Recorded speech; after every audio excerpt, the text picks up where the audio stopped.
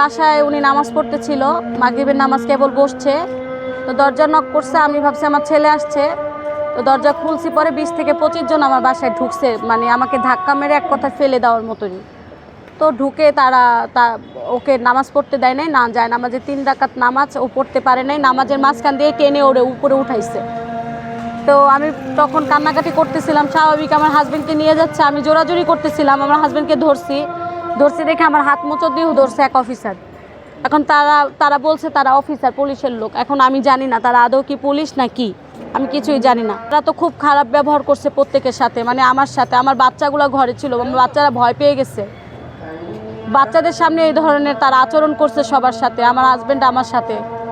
আমার বাচ্চাদের আমি আড়াল করছি, বারান্দায় পাঠাইছি যে বারান্দায় যাও, বারান্দায় পর্যন্ত তারা হামলা করছে যে বারান্দায় কে আছে, কেন বারান্দায় পাঠাইছেন বাচ্চারা।